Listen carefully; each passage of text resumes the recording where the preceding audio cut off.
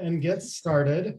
We're going to start tonight with community updates and some updates from the Community Council. If you have an update to give, if you would just raise your hand, it makes it easier for me to call on folks. And then we'll get into our presentations. There is one change to the agenda. I did not send our final presentation topic to Jenny in time to get it in the newsletter, but Paula is going to be presenting on the Friends of Glendale Parks after the Glendale Regional Park Vision. So just that revision to the agenda. And then I have a couple of updates from the Community Council, and then I can call on folks. But we were planning to be in person for tonight's meeting. You may remember that from our May meeting. Due to some technical difficulties on the equipment side, we weren't able to do that, but we've since ordered the equipment we need, and we have a new streaming software that's going to allow us to have presenters online and folks in person and presenters in person, and really have a seamless experience for everyone so that we can continue to live stream on Facebook and on YouTube. But we are planning to return in person in August for our August 17th meeting. Our July meeting, what we're doing, we've done this the last couple of years, we'll be doing a dog park meetup at the dog park at the north end of Jordan Park. And we'll be providing registrations and microchipping. Salt Lake County will, we won't be. Salt Lake County will be. We've emailed Salt Lake City PD about doing a bicycle rodeo. Spin scooters will likely be there doing demos of the scooters. And then we're providing a bunch of pastries from Panaderia Flores. So watch for that. And then the other updates, Paulo's going to talk about this tonight and about the Friends of Glendale Parks tonight. So I'll leave that to him. But our transportation committee is starting to get organized. So if you're interested in transportation issues, we would love to have you get involved. Right now, we don't have a sign-up form. We're getting ready to launch our new website.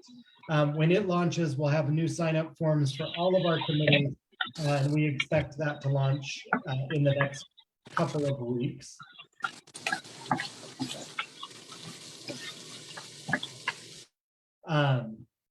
And then the last update from the Community Council, once the website launches, we're going to have all of our minutes up there, all of our recordings up there, and the website will be more up to date. We basically decided in December to quit updating the old website because we were going to be deleting it, and getting the new one up has taken longer than expected, but should be up by the end of the month.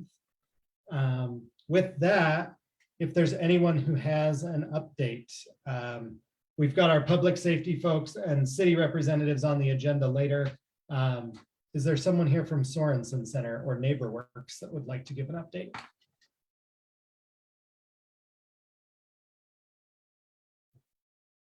All right.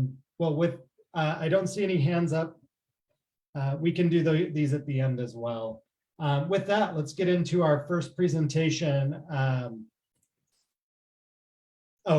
David from NeighborWorks is going to put his information in the chat because his mic isn't working.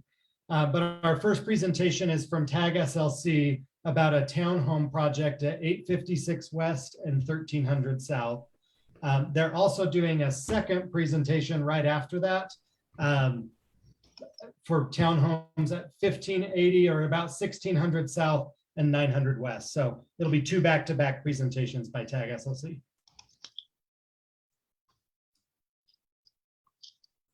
Okay, well, I'm on here. Let me see. I will try to share my screen and get going here. I don't have a whole lot.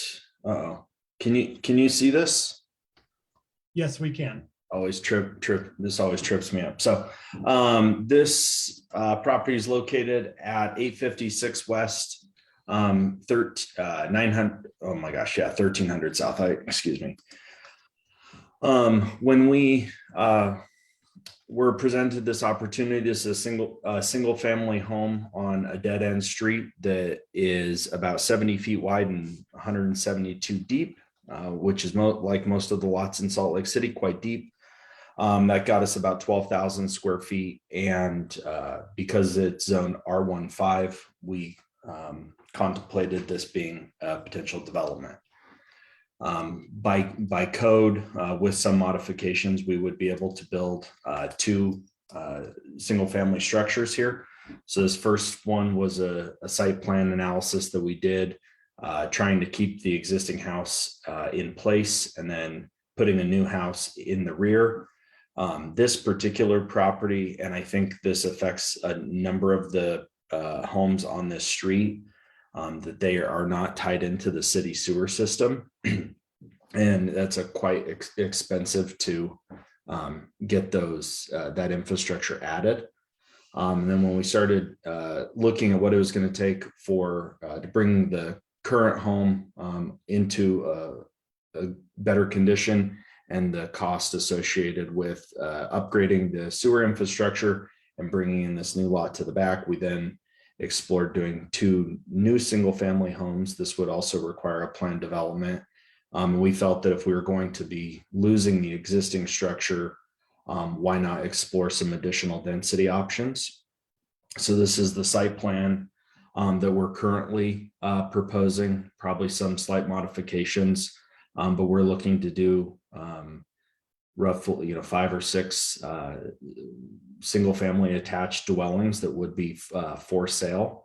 And we're looking to rezone to FBUN 1, which is form-based urban neighborhood 1, which allows you to build up to 30 feet, 2.5 stories, and some other technical stuff. We had received feedback from the city staff that there were some uses within the land use table for the FBUN 1 zone that they didn't feel were appropriate for the neighborhood, specifically some of the commercial uses that could come into play.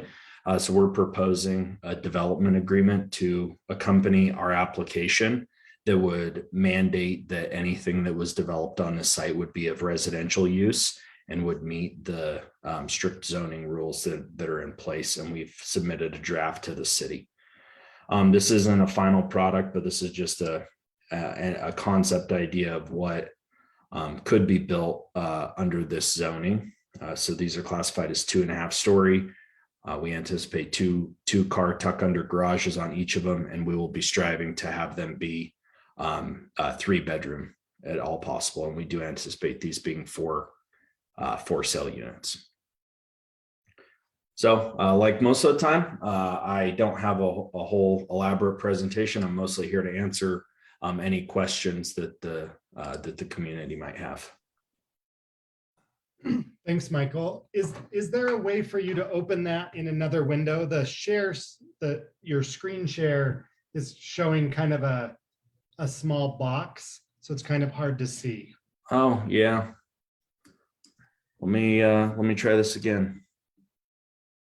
And for those that are watching, we do have these. We'll make sure we distribute them with the recording. Is this better?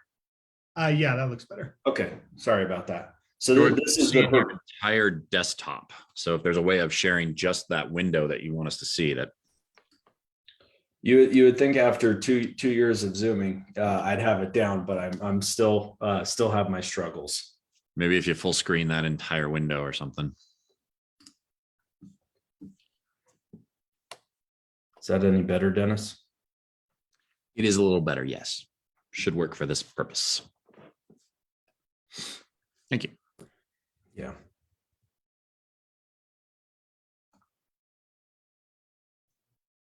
Any questions for Michael?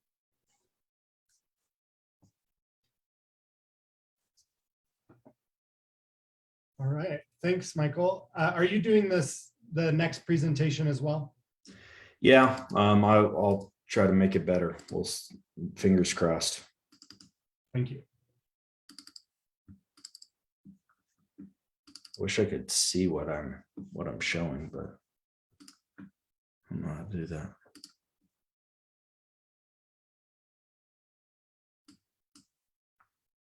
Okay. Can you see this one? Double click it to enter full screen mode.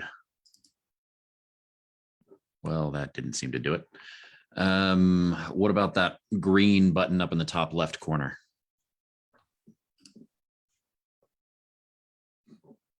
Well, a little better. As good as we're going to get anyway. Okay, well, Thanks. I'll continue to try to hone in my skills. This is actually both of these we have presented before. This project, the last time we were here, we were asking for a zone change, and we were unable to get the city staff on board with that. We had grand aspirations. Our original site was just over 3.5 acres. And we wanted to bring a mixed income, mixed use project. And after kind of striking out with the city, we're back to attempting to develop this project by right. We're anticipating complying with virtually all of the rules associated with this zone, which is CN or neighborhood commercial. With the exception that through this site plan and how the lot lays out, we will not be able to have all of our units have street frontage. So this is another proposed for sale townhome project at approximately 1600 South 9th West. We were really excited about this with the potential redevelopment of the former Raging Water site and the mayor's goal to create that into a regional park. We really feel like this area needs a little bit more density to activate that future park, as well as the Jordan River Trail. So although we want to do something a little bigger, we're very happy to bring a for sale option to the community. I will note that this specific site, we will be losing one single family residence that's quite dilapidated. In order to do this, we have just over 2.5 acres of vacant land that has never been developed, and we're excited to do this. So a whole variety of buildings with 71 total units, 48 of which are are not counting what some people call the bedroom on the first level behind the garage, but 3 actual bedrooms up on the 3rd floor. And 23 of those being 2-bedroom with the option to classify the main floor as a bedroom as well. This design is a little further along. All of the units have balconies. There's a mix of 2 and single car garages. The single cars are still 18 feet wide, so they don't technically meet, but if you had 2 compact vehicles, you would be able to. We're kind of pushing back against the stark white and black design that you're kind of seeing all over, with some more hopefully fun colors. Oh boy, this didn't come through very well. I might be able to pull this up a little bit more, but you can see we have kind of some summery tones, I guess you could call it, with the blue, a green, a purplish, and a pink or orange, whatever that is. So this is going through a planned development process to mitigate the issue of having lots that don't have frontage, and happy to answer any questions you might have about this one. Thank you. Paulo, do you want to go first? Yeah, thanks, Jordan. Do you have an estimate on what the rental value per unit would be? Thanks. We're anticipating having these be a for sale to foster more home ownership on the west side. Okay, got it. Any plans for, remind me, did you say it was going to be a mixed use? Is there any like store frontage included in that? No, this particular, we were unsuccessful in our rezone attempt with the city. So we're back presenting something that complies more strictly with the CN zone that exists. So this is just it's just residential. Got it. Thanks. I would say that I do think that the code might allow like a live work or some type of small business within the front units, but we're not actively programming it that way.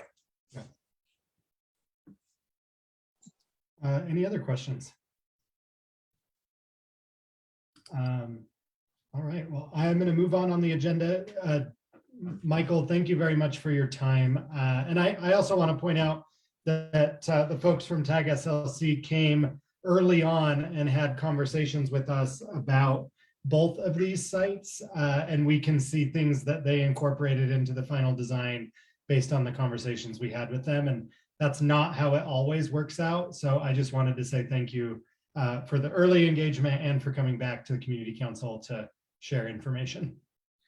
Yeah, I will, just in closing, I did put my email in the chat as well. We're an open book. We love to engage. If anyone wants to talk about anything we're involved in or any particular housing issues that we may be able to utilize our experience to shed light on, and it's only a perspective, but we're happy to engage and appreciate the opportunity. So we thank you.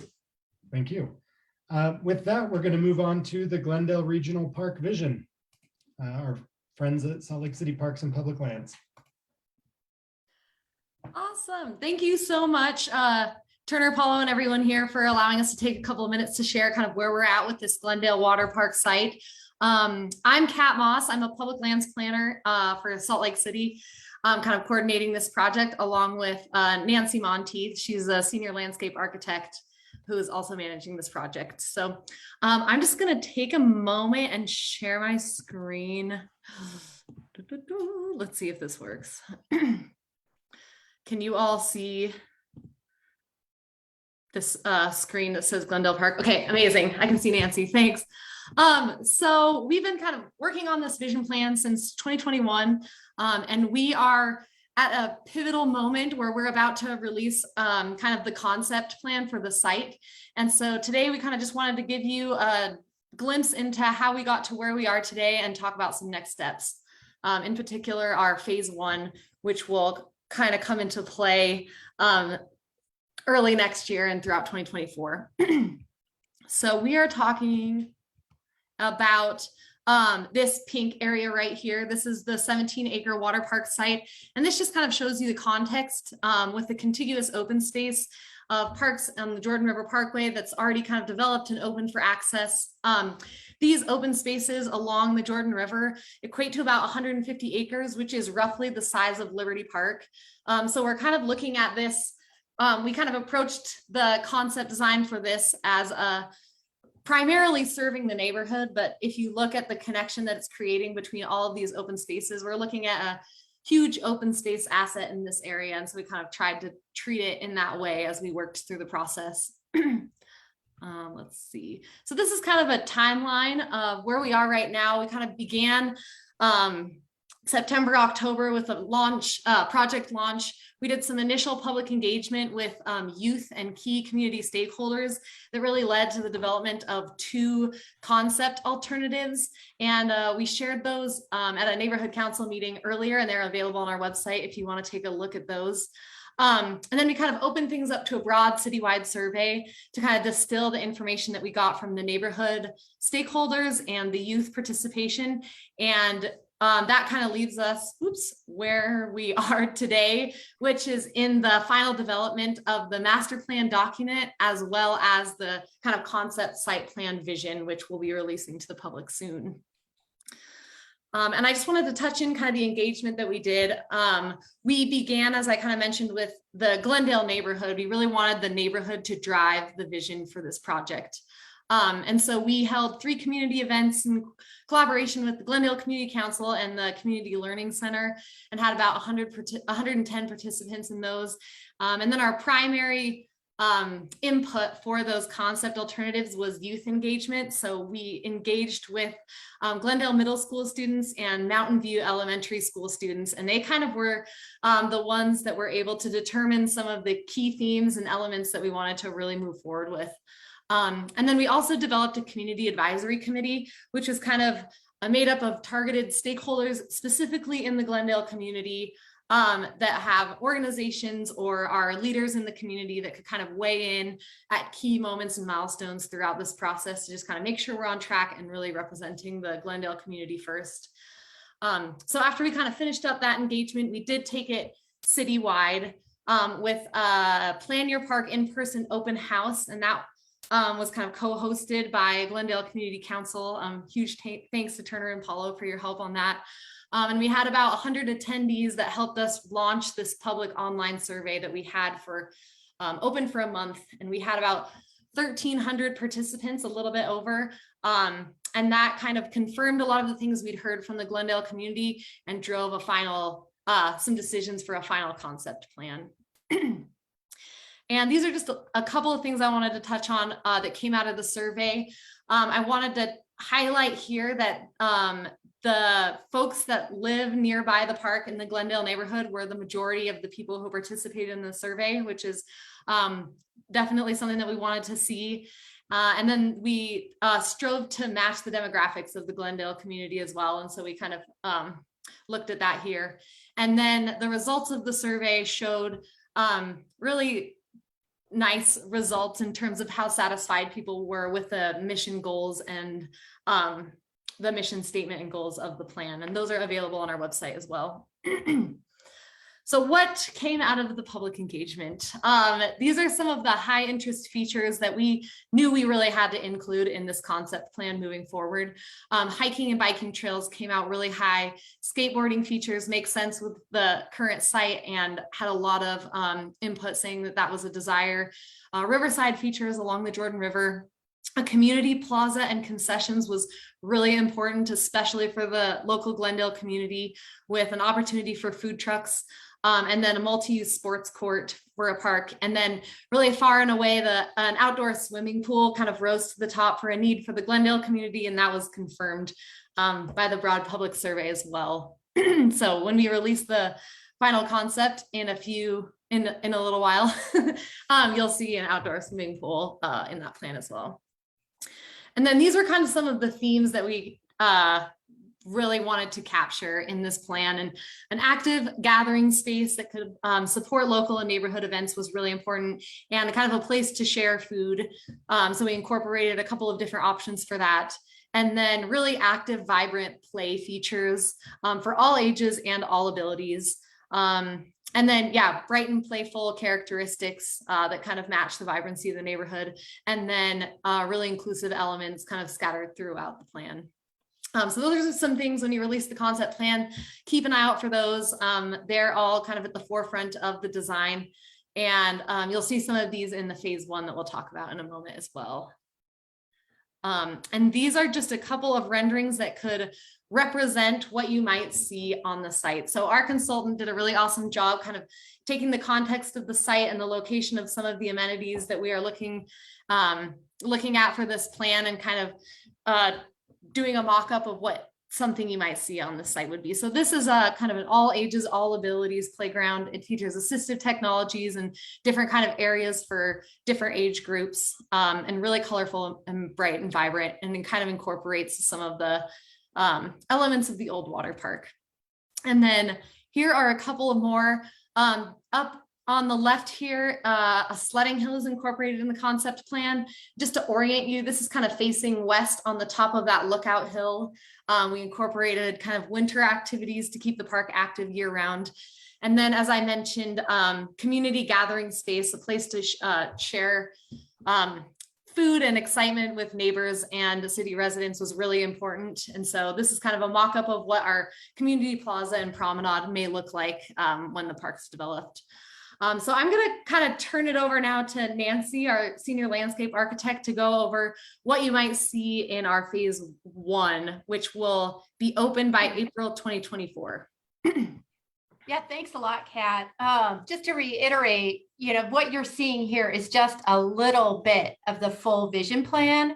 And we have two things happening at the same time. We developed a full master plan that will be adopted by City Council. It first needs to go to the Planning Commission, and we're finalizing that document. So we're not quite ready to share it.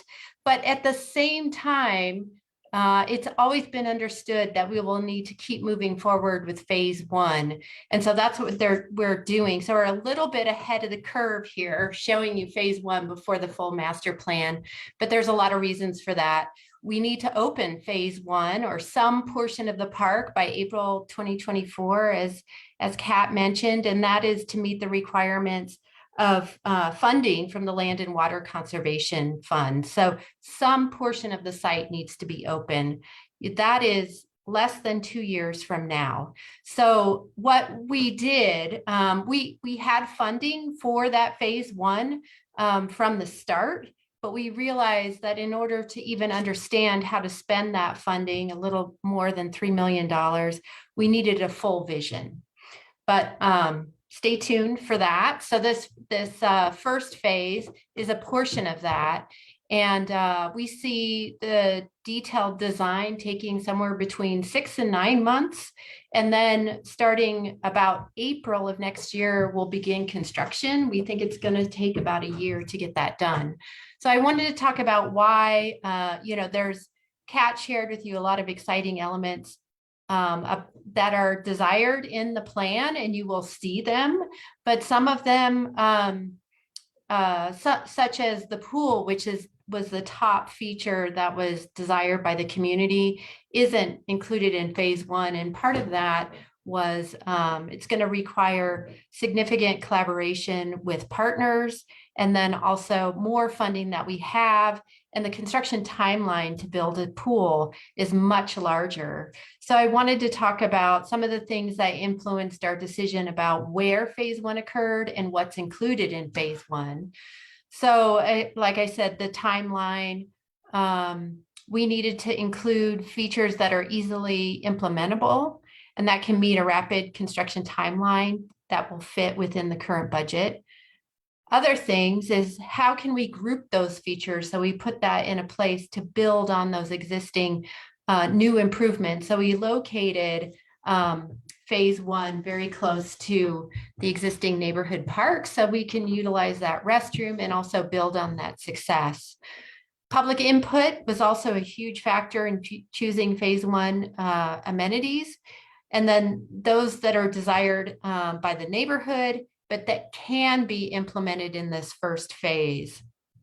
So what I wanted to share, so some of the features that are in this phase one, and you can read to the right while I take these out, is an all ages and abilities playground, pavilion and shade structure, community plaza, multi-use sports courts, which include pickleball and full court basketball, a picnic lawn, trail connections, parking and interim food truck area, a kayak rental locker, and there's the existing boat ramp. Phase one will also initiate restoration on that hillside that's in the back, and it'll include informal hiking opportunities and possible art installations. So, and then we'll have to fence out these areas that are not included, and we see those as an opportunity to share the ideas of what will be happening in the site in future phases. So one of the things also to keep in mind is everyone's aware of sort of the inflation that's happening and supply chain issues. We are still demoing the site, and we learned through the demolition process that the concrete was probably very cheap then, because in some places it was much as 4 to 5 feet deep, and really drew out that demolition process. And it's taking a little longer than we anticipated. So the demolition will continue for a few more months. And it's been a little costlier than we anticipated because of those reasons. We'll also be constantly sort of evaluating the cost of the features as we move towards bidding the design drawings. But as you're aware, with inflation and material shortages, it does make a very volatile construction climate. So we are starting with the design with all of the features that are shown here and that I talked about, and we'll have to be adaptive as we move forward. And I think Kat can probably share a little bit more. Public Lands is aggressively pursuing funding for build out of the entire site. I think that's really important to see the whole site realized and really fulfill that community vision and create the heart of this part of the city. So we would love to entertain some questions.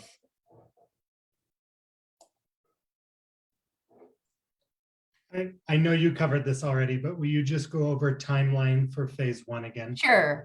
So we are in process right now to select a consultant to do detailed design. So that consultant we hope to have on board by early July. We estimate that that design will take somewhere between 6 and 9 months. It will go, as fast as we can, but I would like to be able to bid the project by early spring of next year. So after detailed design, you have to go through bidding and negotiation. That's also a public bid process. It takes a couple months. And sometimes there's a little bit of back and forth to negotiate with the contractor. And then we think that this is probably about a year-long project. And it could go faster, but I don't want to promise anything. I think that we are, one of the gifts of a hard timeline is it keeps everybody's attention and focus as a priority. And I think that's a real benefit to the project in a way, but it's a real challenge. Thank you. Any other questions? If you have a question, just jump in.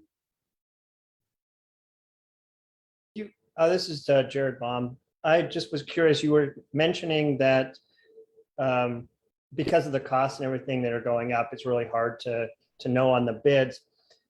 If for some reason things can't be added now because of cost increase, are they just going to be slated to be held to do later, or is it just going to be scrapped completely? We would want to fulfill the full vision of the plan.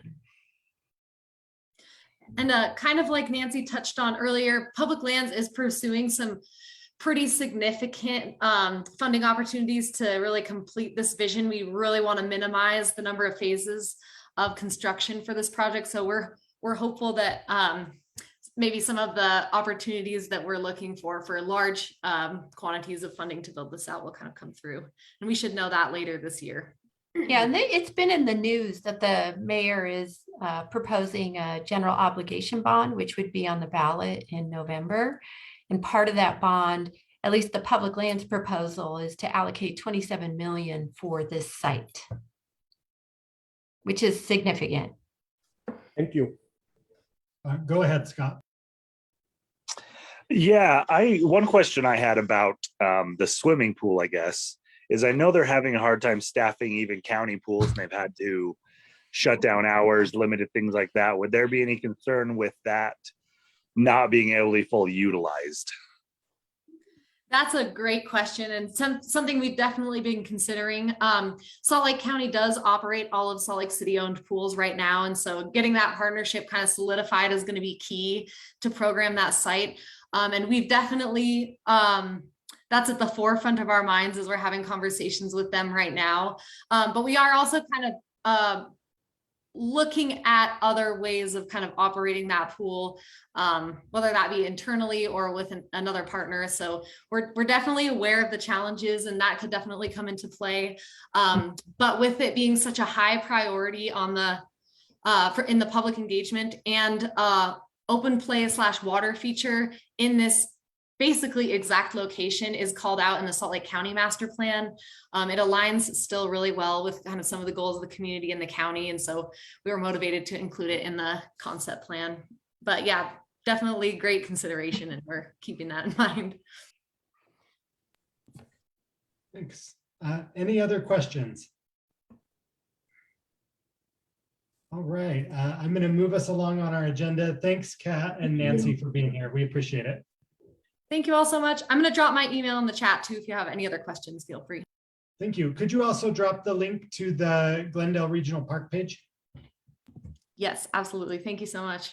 Thank you. All right, we're going to move on to Paulo, who's going to present on our Friends of Glendale Parks project. And I believe Jake is here as well. Yeah, Jake is here. Yeah, hello everyone. Before I get into it, I know Dennis just mentioned it in the chat, but yeah, thanks again to Nancy and Kat for moving this project along. I was part of the advisory resident panel, and it was a diverse group.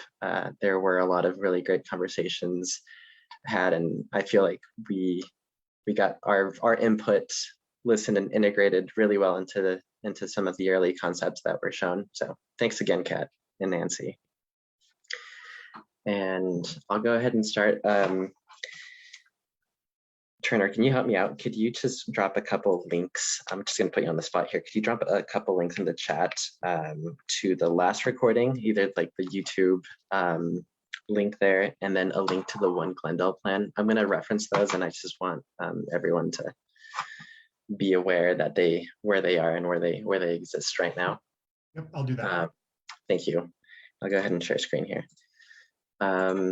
So the reason for sharing the last recording is I sort of just prefaced with an intro to this project and why we're doing it and sort of the intention there. And I go into a lot of detail there. So in the interest of time, I'm just gonna do a little bit of a speed run here and catch everyone up with where we're at.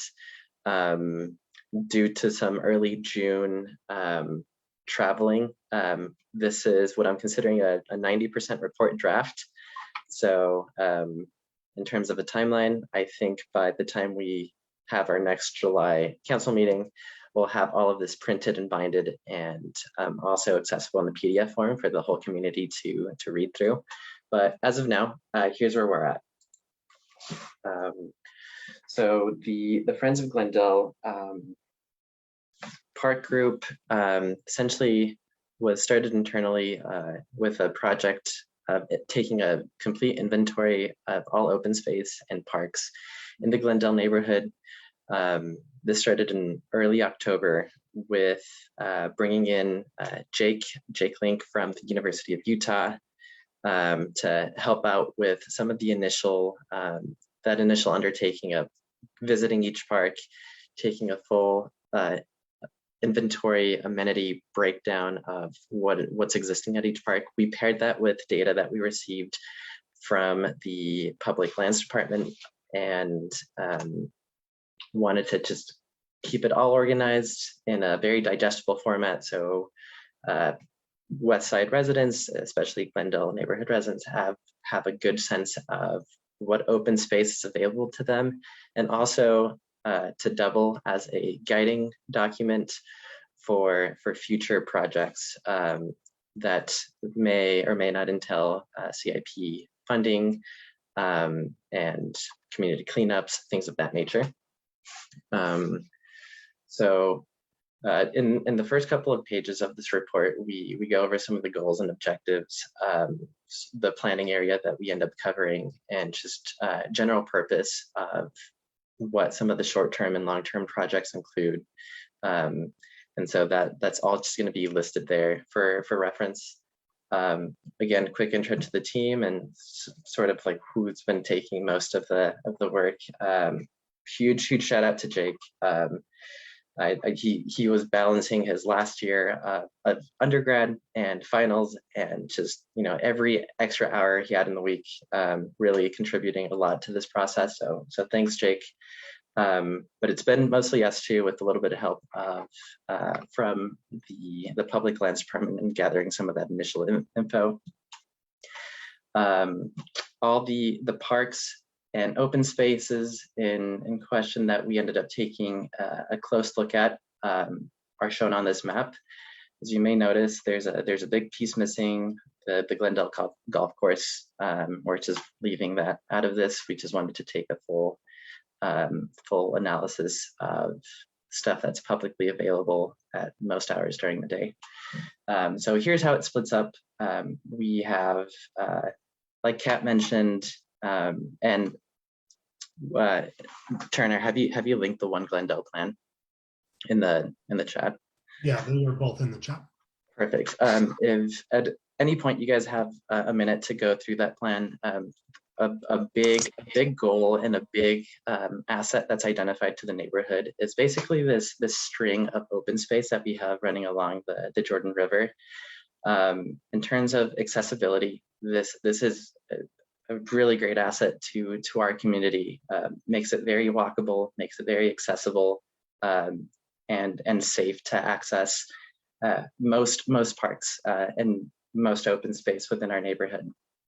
The question is, are people accessing the space? Are people enjoying the space that we have available to us? And that's what we were trying to dig at with this inventory report. As we mentioned, we do take a deep dive into some of the existing plans and plan projects and list goals associated with that were identified in those projects and how they relate to Glendale specifically. As I understand, and Kat, I'm gonna call on you here, there's more goals and more information that may be integrated throughout the summer from the SLC Reimagine Nature effort. So we'll just keep an eye out for that and integrate some of the public input that was received with that effort. And does yeah, okay, I got a thumbs up, cool. So this is going to be mostly like a living document throughout the month of July and August as we work with their staff to fully integrate and get like a cohesive vision with this. But some particular goals that were identified out of the One Glendale plan are listed here, so we can go through initial goals.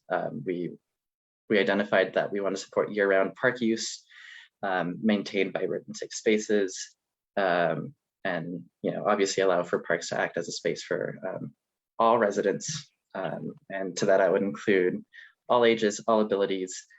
We also want to create unique destinations. We have a lot of unique assets, particularly to Glendale, so why not celebrate that? And obviously including and celebrating the rich diversity that the neighborhood has.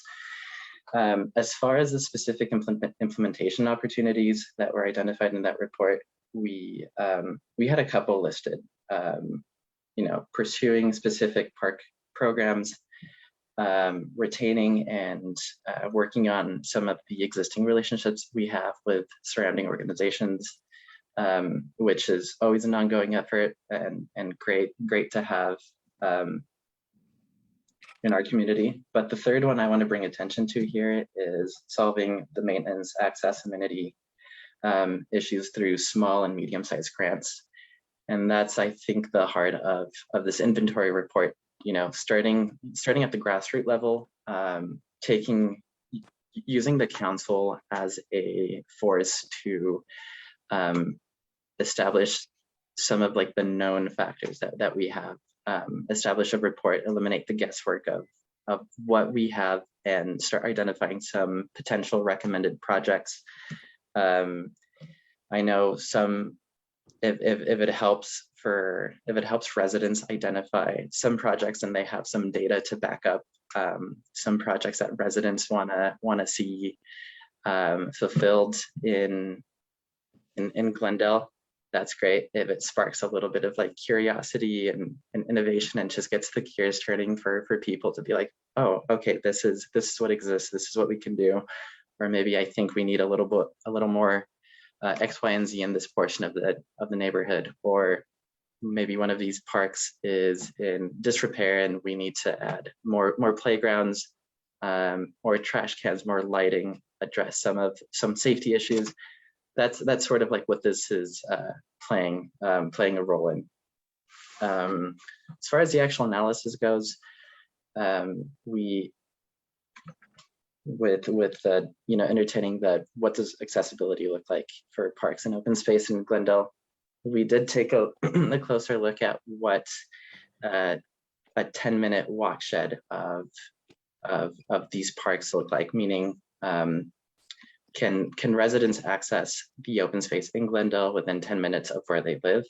There's an awesome resource by ParkServe, and I'll share a link right after this presentation. This is a map that you guys can go on and navigate and explore like different parts of the city.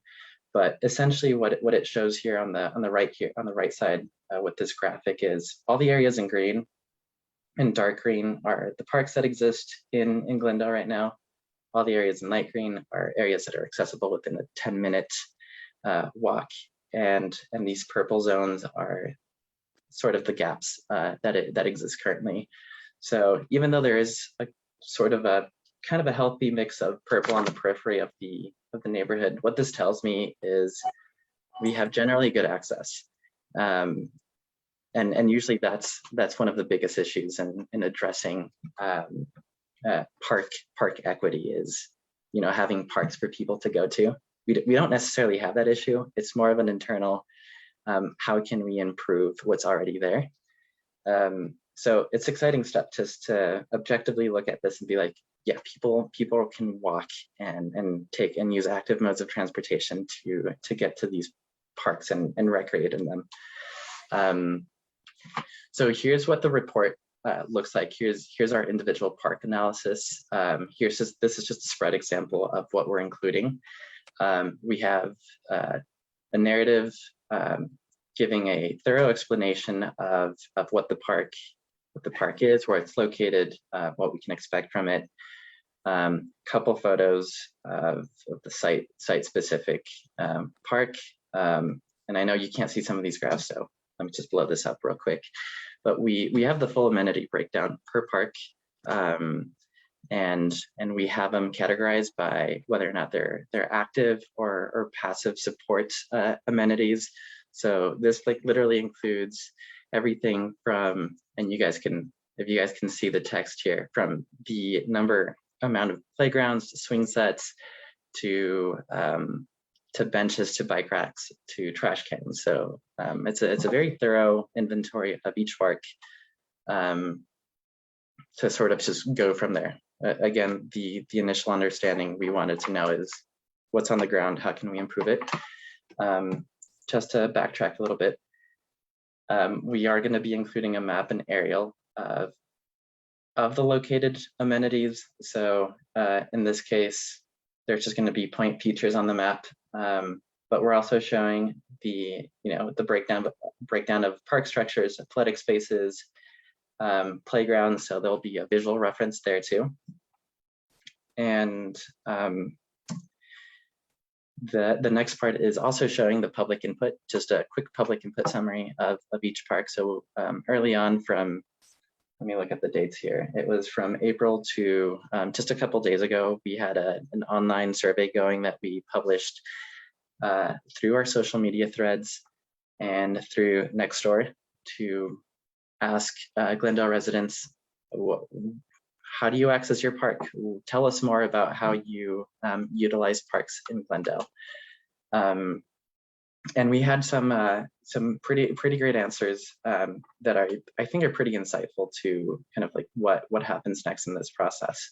So, and I'll just briefly cover those, but as a quick overview, that's what's going to be included per park. We're just finalizing a couple last formatting issues and some of the appendices that we just need to get done at this point. But I'll just quickly give you guys first look at some of the initial, the survey summary here. So we wanted to understand and gauge where people were in relation to the parks and where they were living. So we had the survey, we had a map, and we had people locate and just in survey form, identify what park they live nearest to. So I'll just go through these here quickly. Most of the people in Glendale that answered the survey live nearest to Jordan Park. That's sort of the pattern there.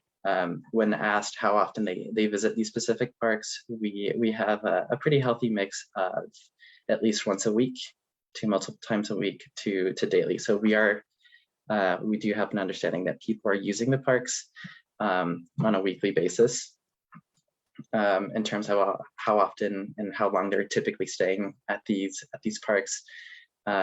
Between 15 minutes to an hour is typical breakdown we see.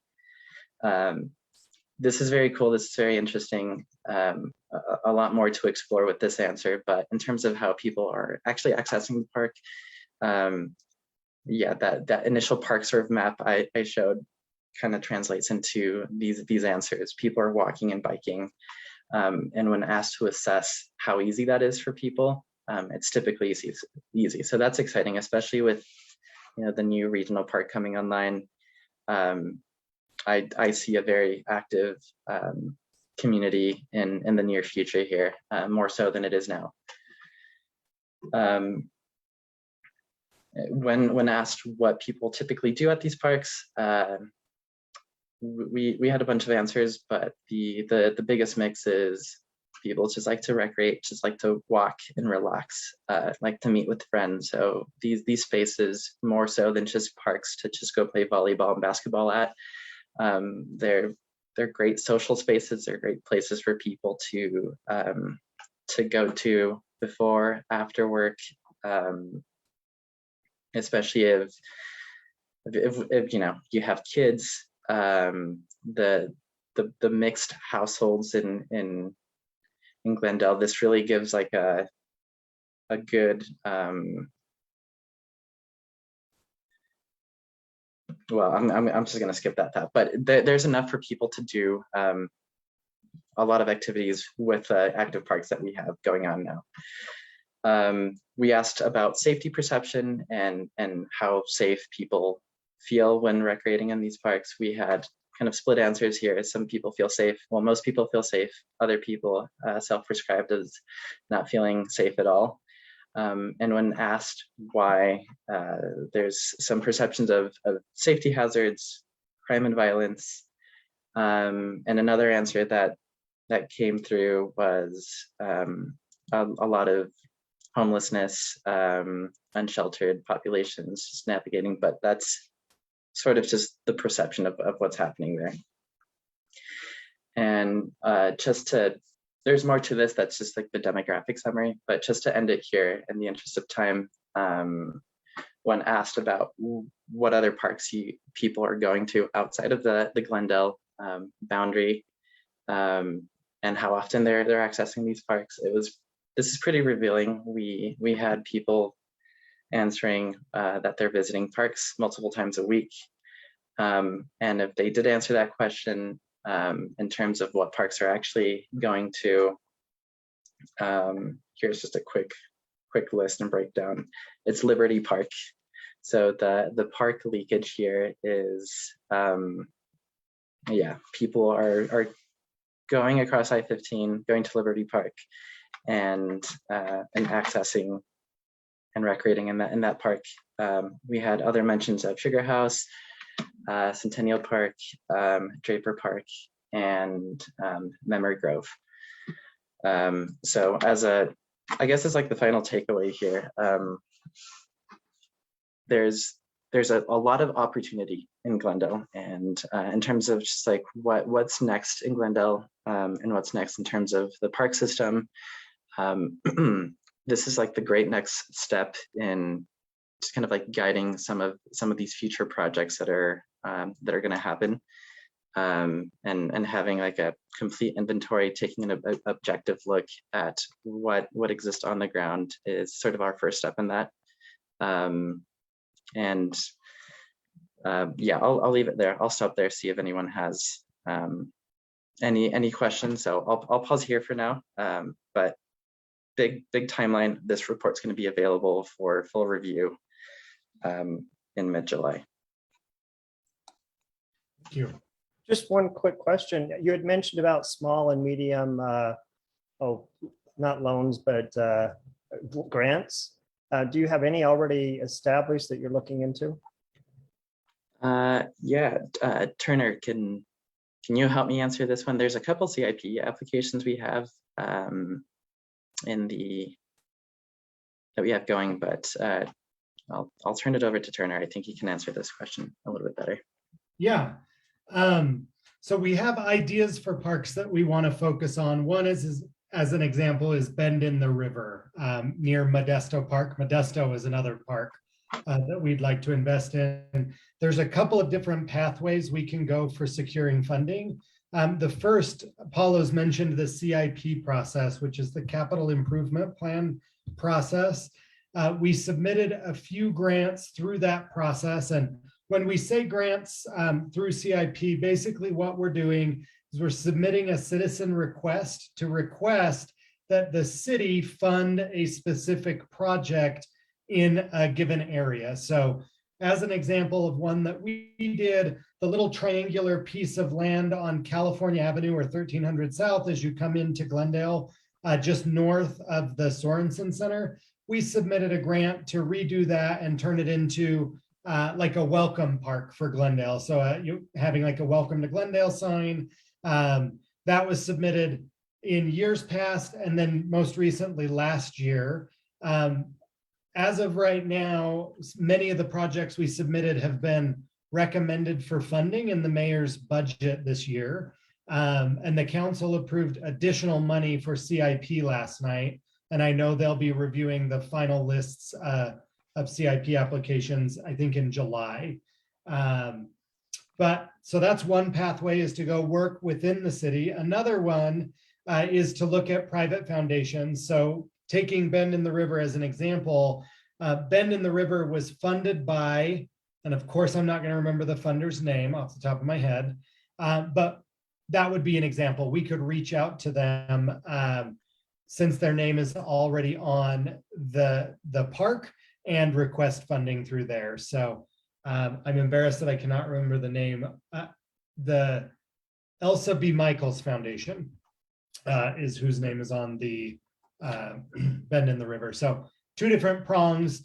And then the last piece that we really want to grow out of this report as well is a way for individual residents to donate to projects. So those would be obviously for smaller projects, but if we needed new equipment, we needed new tennis nets, we need new basketball nets, little things like that, through a Friends program, we could raise the money, purchase the equipment, and then donate it to the city through their donation process. So the next step, I think, for this committee is really building out a structure, using this report as the basis for planning out some of these projects. So if you're interested in this as a resident, we would love to have you get involved as well.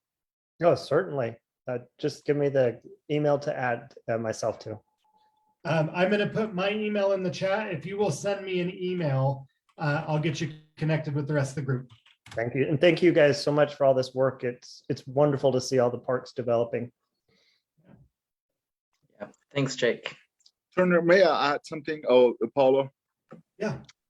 Yeah. There is also, you are 100% accurate that those are the mechanisms to find resources for those parks. But there's two other ones that we're going to be discussing in the next month or so. A new bond for parks and open space that the mayor recommended, and we are already playing with it with the recommendation. It is upon the council to decide what projects we're going to be funding, and then the sales tax bond. And we have all the leeway in the council to decide what to fund and what not. Obviously, the general obligation bond will be on the ballot for the voters to decide if they want to do it. The sales tax bond, the voters are already decided. So that is a sure thing. So we're trying to balance the projects in case the GO bond, the general obligation bond, doesn't pass. And maybe all the big ticket items that the West Side gets are on the GO bond, and then we don't get them. So we're trying to balance them all out. So we still get, and if you notice, there's a significant investment on the West Side. So we want to make sure that is still the case, even if the GO bond doesn't pass, which I believe it will. But so there is an opportunity there. If you have a project that this board or anybody has submitted through CIP, or really you feel very strongly about, I think make a case. I mean, send me an email. If there's past CIP applications on that projects, let me know. And I already been working on the creation of a new park. It's a triangle park and near the gateway, almost the beginning of the Folsom Trail, right on the other side of the train tracks, on the east of the train tracks. And that is most likely going to be added by hand, basically by us in the council. Thank you. I think Jake, I think had something else to add to this. Yeah, first of all, hi, I'm Jake. And I just wanted to say that doing this work, you know, it's not the most difficult work to do for the community, but I do feel like it's necessary, and it's something that really anyone can do if you really want to be involved. Like a lot of the time I spent was just going to parks and just observing what was happening, taking account of everything.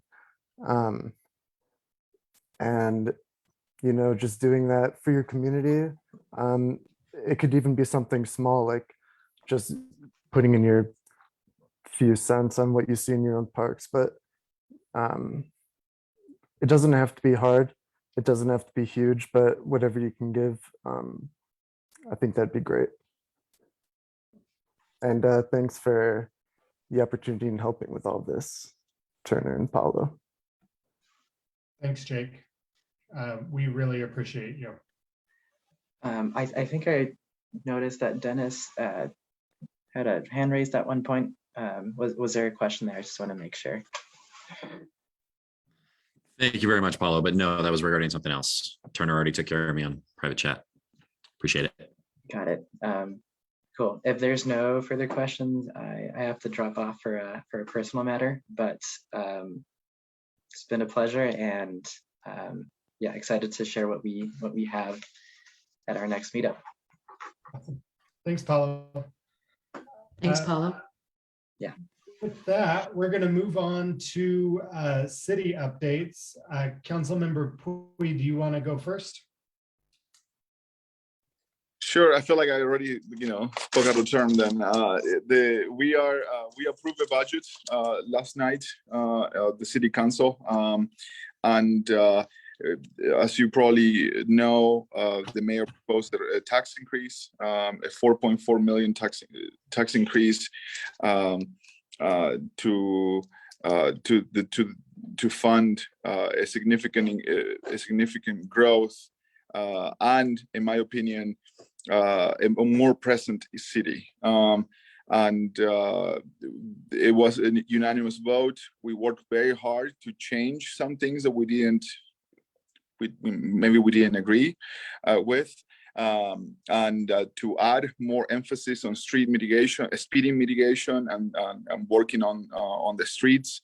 It was a big deal for all of us that, as we were talking about CIP, we are about 3 years behind on CIPs. Years of approved CIPs and funded CIPs that we cannot get started in some cases. And that is frustrating to me and to probably all of us. Again, things are never fast on a municipal level. There's a lot to do. There's a lot of public engagement to do, and there is engineering, and we need to do it right. But we want the city to go faster on this project. So we are adding more emphasis on all of that. If you have any questions about specifically the budget, happy to discuss, happy to hear you. There is going to be the truth and taxation hearings in August. So your opportunity is all through now and then, specifically then, to let us know how you feel about it. And I can tell you what the budget will reflect. It will reflect an increased presence. We're creating, the council, before I join in, created an alternative response to policing. And we are finally funding that. One of the arms on that is being funded through the police to answer some calls that the police are not necessarily adequate to answer, and maybe someone else could do a better job, thus releasing a police officer to do some other work. So we're also funding park rangers. We're funding more attention to parks. Again, like I said, to streets and to speeding and infrastructure in general. And also we are getting our public employees caught up with salary and inflation and all that. It is hard to retain. Anybody that is hiring these days knows that it's very hard to hire these days and very hard to retain talent. And the city is struggling with the same issue. We have positions that we cannot fill, and that is affecting our service levels. Is an overwhelmingly message that we want. I mean, the neighbors tell me we want a more present city. We want a city that is doing more. So let me know how do you feel about these things? Happy to discuss more. I did a very long post this morning. I had to type it 3 times because it erased it, 2 times before that, and this was the worst thing. The first 2 times I felt like it was better than the 3rd time, but it's typed there. It's a long explanation of some of the things that I personally push for, some related to trees on the west side and whatnot. There's more details in there. Please send me a message. Happy to answer, happy to call you back if I'm not picking up at the moment. We're putting a lot of investment and effort on the west side, and I wanted to give you some good news, I guess. Just remember this. When we're talking about parks, I just made an amazing partnership with Home Depot. And Home Depot committed to me an investment, a very significant investment in 2 parks. And one of those is in Glendale. It is the International Peace Gardens. As you probably know, for years this garden, there's shenanigans that happen, in part because the park is gated in the front but not gated in the back. So it's insecure, people get in and steal things, break things. But we also have quite a bit of deferred maintenance in that park, things that are falling apart, to be completely sincere, and it's very expensive.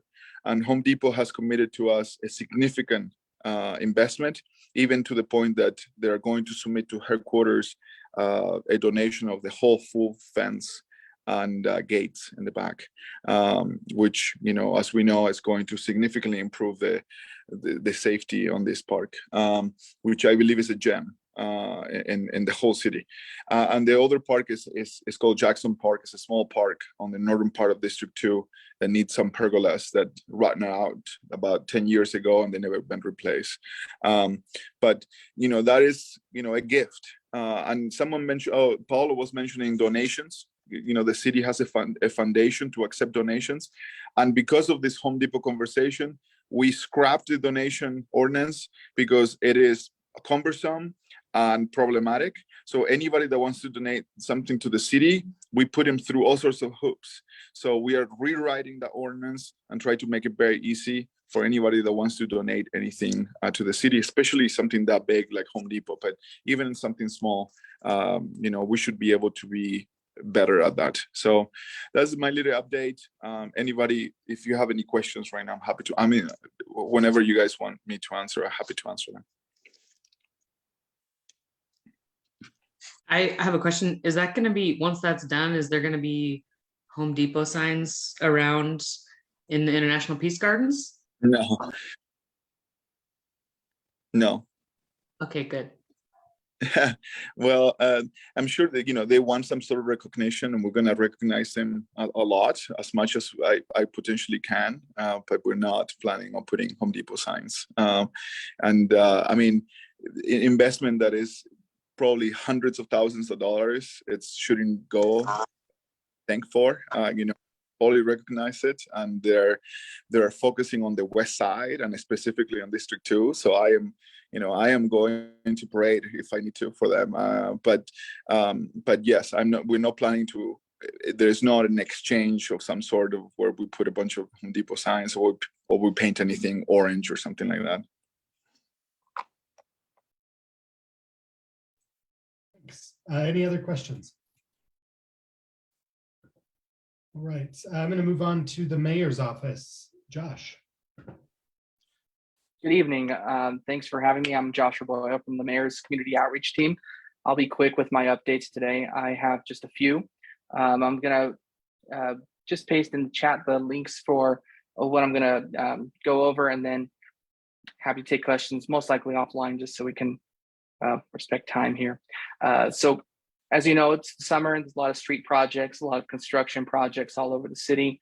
Information about construction projects currently going on is found at slc.gov and /my street.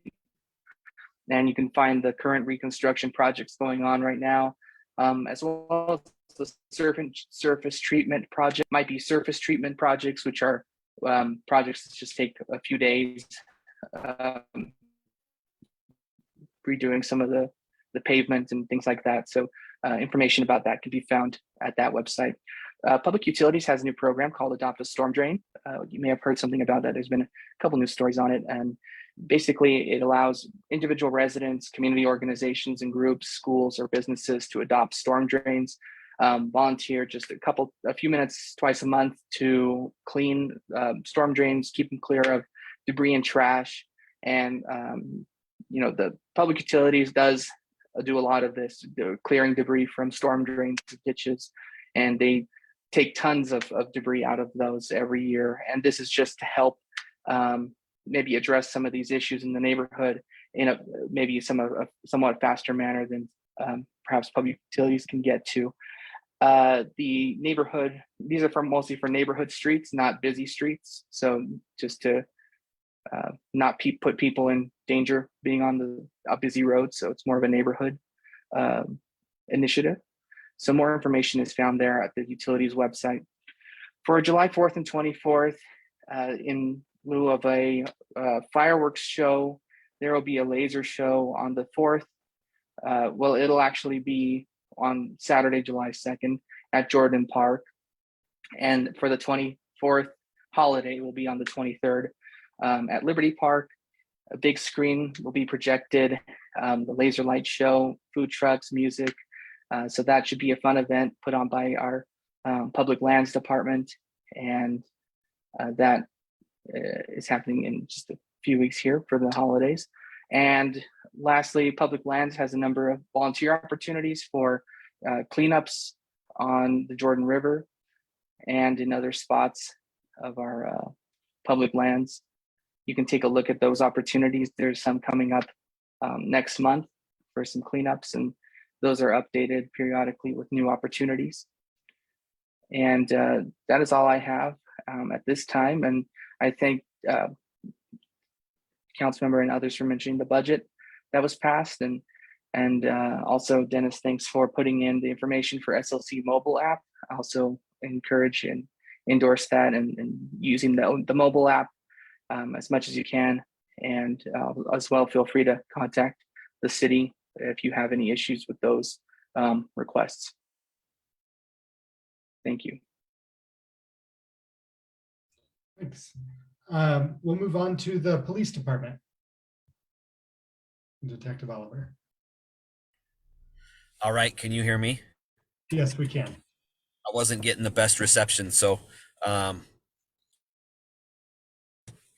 right, so are there any questions, concerns that anybody has? I know we've got a lot of issues going along the Jordan River Parkway, issues with campers over at Raging Water.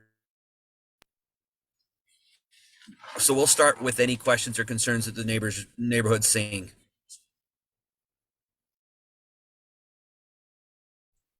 It doesn't look like anything. Man, okay.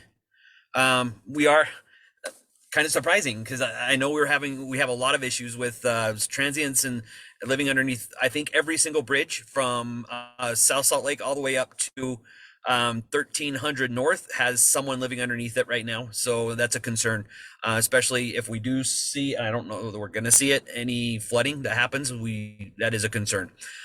We are also having some issues with some RVs that shouldn't be on the road that people are living in. That's something that parking enforcement is working on, and we hope to have an answer to that shortly. Just go over some numbers real quick so we can get this over with. The last year to date in District 2, we're seeing some good signs. We are down 25% in robberies over of course the last year to this point. So we're also down in aggravated assaults. The thing we're seeing the most increase in though is business robberies in the west side. We're up 57% in business robberies year to date. We saw a total of 7 to this date. Last year, we've seen 11 so far. That's a concern that we would like to kind of minimize. So total violent crimes, we are down 12.5% from a year to date. So we've seen 140 this year compared to 160 at this point last year. So that's great to see. We just hope to see that through the summer.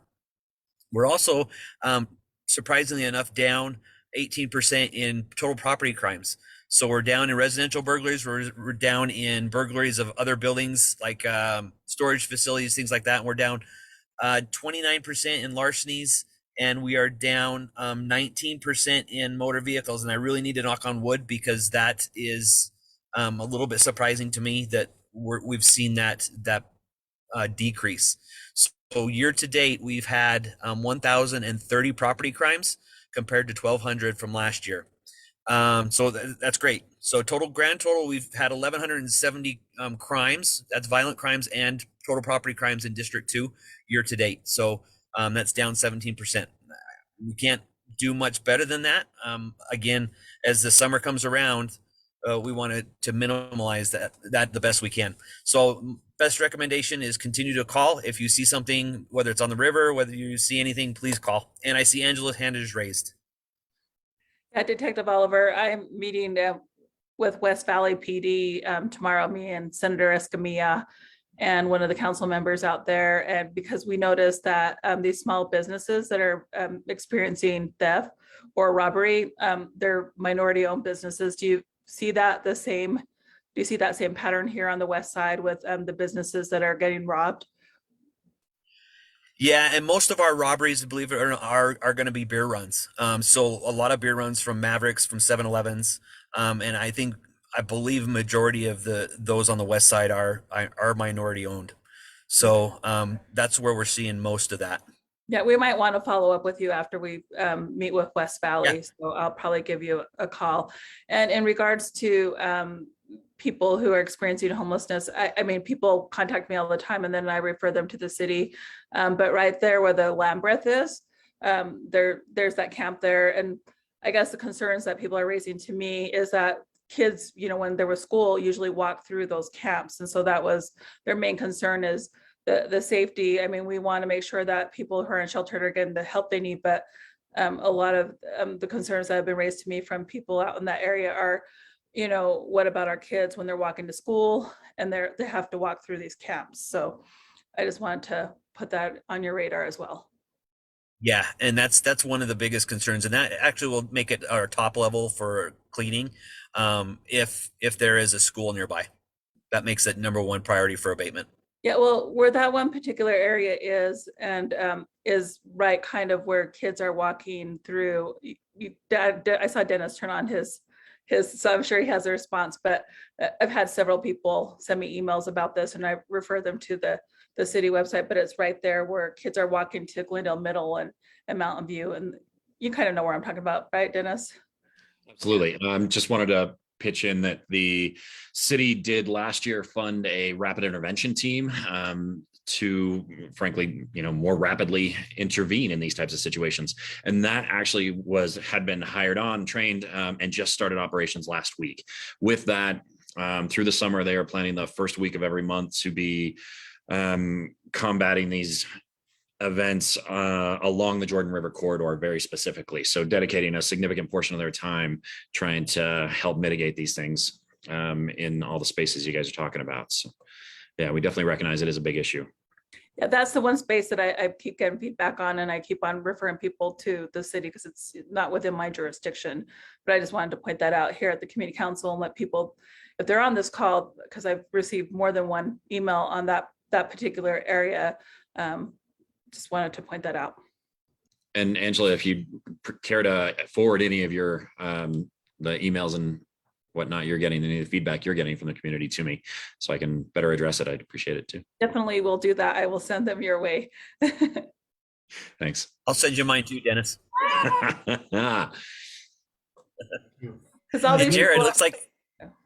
Oh, I'm go just ahead. saying, all these people are compassionate and they care about people experiencing homelessness too, but they also are concerned about just the environment for the kids in our neighborhood.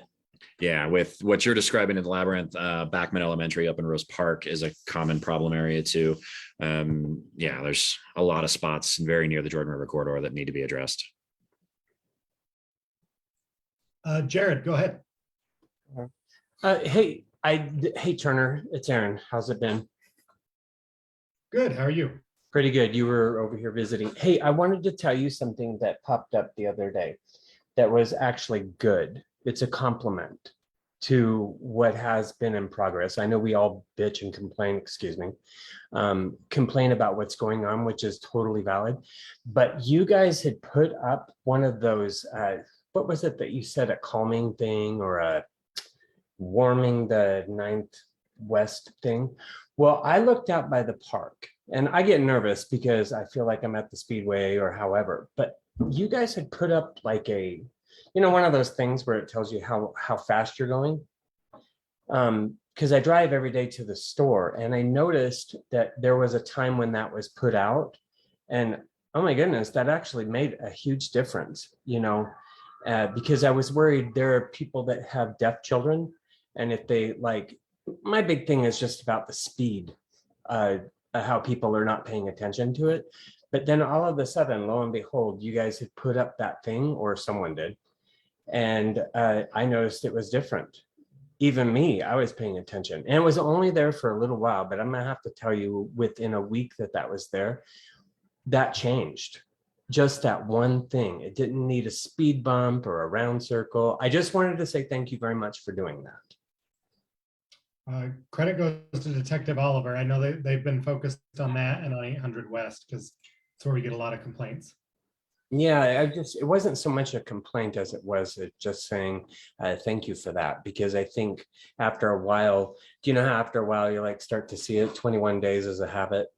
And so I just was hoping maybe you guys would do that again. Yeah. Something. And that's great to hear. Oh, sorry. Oh, go ahead. No, go ahead, Detective.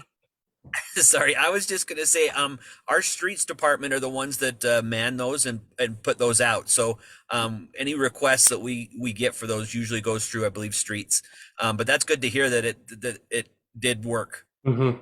It did. It totally worked.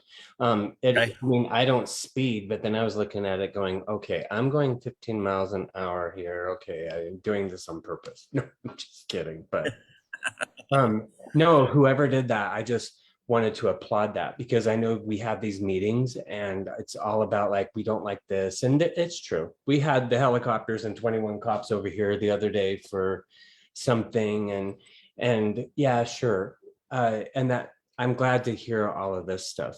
And since I've lived here for now 2 years, I only see stuff that's getting better.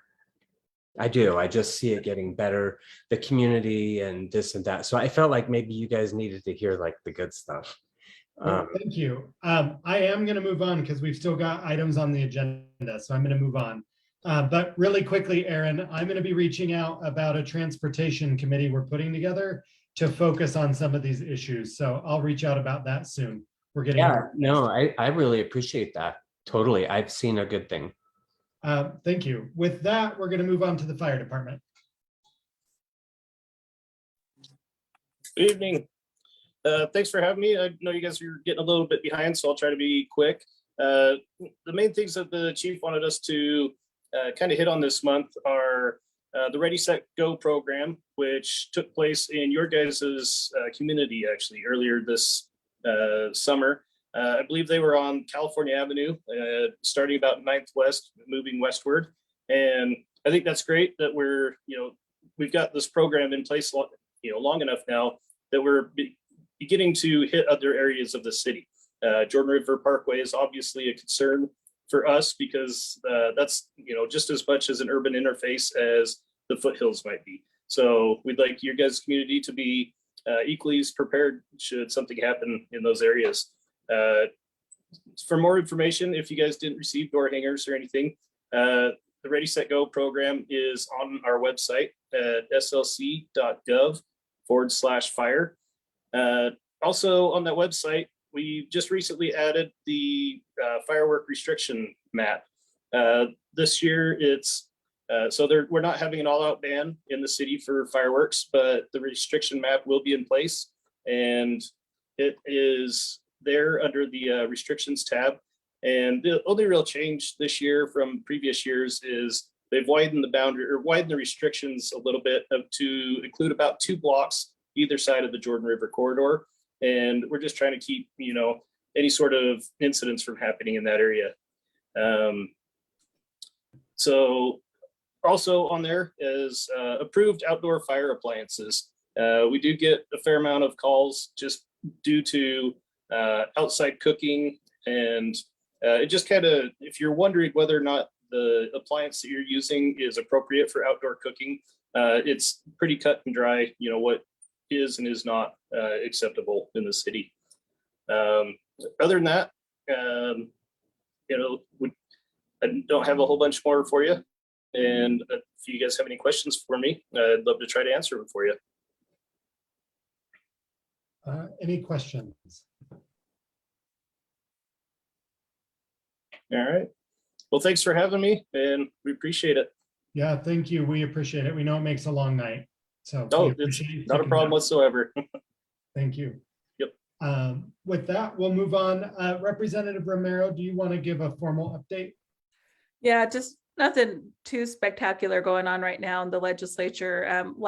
Yesterday, we had our appropriation meetings, and every member of the legislature serves on one of those appropriation committees. I serve on executive offices and law enforcement. And so the biggest issue we have right now is hiring correctional officers. We just don't have enough people to fill those positions, and we're opening the new prison. So that was a big concern that we continuously have conversations on in that particular committee, talking about how do we attract people to be correctional officers and pay them a wage in which they want to be a correctional officer. So that was like our major conversation yesterday. And today we had our interim meetings, which are our standing committee meetings, our policy meetings. And I serve on law enforcement. And again, myself and Representative Hollins, who represents the other side of the west side. And we were talking about school resource officers and how do we utilize those officers and just kind of their need in the schools right now. We had conversations about school shootings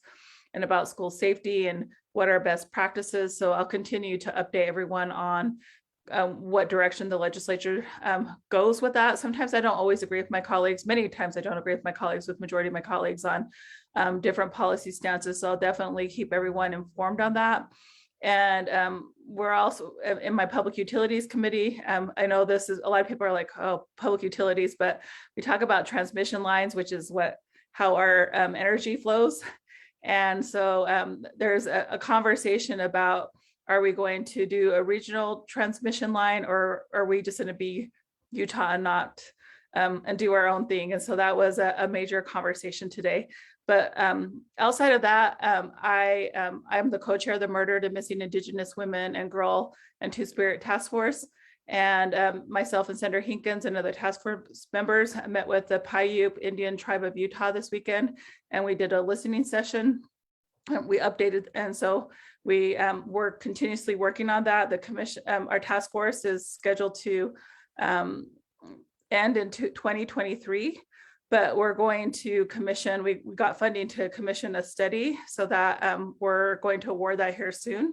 So we want to expand the task force to 2024 so that we can go to all our different tribal communities and share the results that we found from that study. So that's it in a nutshell. I know everyone's tired and I'm tired. Let me tell you, I was in my last committee meeting and we were talking about community renewable energy. And I was probably one of 3 people on that committee that support that. And so it was a very robust conversation about why we need to diversify our energy portfolio, with colleagues of mine who still think we need to rely on coal. So yeah, that's my report. Thank you. Any questions for Representative Romero? It doesn't look like it. Thank you very much. Yeah, thanks. Would you put your email in the chat and I'll share that, your legislative email? Yeah, and Turner, what I'll do is they usually give us an update of all the different committees. What I'm going to start doing is send that to you, so then you can email it out to everyone. Okay, perfect. Thank you. So our last item on the agenda tonight For those of you that have been at our last couple of meetings, you've known that we've been looking for a treasurer. I met earlier tonight and have gotten to know Catherine Mortimer, who's one of our neighbors. We reached out to Catherine and asked if she might be interested in serving as our treasurer, and we're very lucky that she said yes. So I'm going to have Catherine introduce herself. Since we haven't had a lot of interest in the position, what we're planning to do is move to accept Catherine's nomination by acclamation tonight, to fill the term that was left empty when Cody stepped away. Cody had to resign because he moved to Ogden. And so Catherine's term would run through from now through the end of the year. And then the treasurer's position is up for a 2-year term in January anyway. So we're filling a vacant term right now. Catherine, would you be okay introducing yourself and just kind of give a little bit about your background? Yeah, sure. Hi, I'm Catherine. I live here in Glendale. I own a local theater company with a couple of my business partners. We are the Busking Bus Theater Company. You might see us around town. I worked at a company called Health Equity for many years and managed their funding team, but then I left to return to school, and I'm currently getting my degree in sociology from the U, and I'll graduate in the fall. And so for the summer, I'm happy to have this opportunity to help out. Awesome. Well, unless there are objections, we're just going to move forward with nominating Catherine through unanimous consent or by acclamation. And then we have one final item on the agenda to talk about tonight. Stephanie, one of our board members, has an update on our Keep Glendale Beautiful cleanups that she wants to give real quick. Thanks, Hunter. So we've been doing our Keep Glendale Beautiful cleanup Saturday mornings, the first Saturday of the month, and we're gonna switch it up to see if another time works better for folks. So we're gonna be doing the fourth Tuesday of the month in the evenings, 5:30 to 6:30. So that will generally be the week after these meetings, but this month, because Wednesday was the first day of the month, it'll be the week after next. So June 24th. I'm not looking at a calendar. Yeah, you can look for the updates on our social media. We'll be getting those out and hope to see you at our neighborhood cleanups. Thank you. All right, I appreciate everybody sticking through a long meeting. Catherine, we're excited to welcome you as our new treasurer. We'll follow up and make sure we provide training and support. And I just want to thank everybody for participating again tonight. A reminder, we are not doing a July meeting. We will be doing our dog park meetup. You'll see information about that coming out soon. Information about the cleanup that's happening on June 28th. From 5:30 to 6:30 will also be posted on social media, and we look forward to seeing you at our dog park meetup next month, excuse me. Thanks, everybody.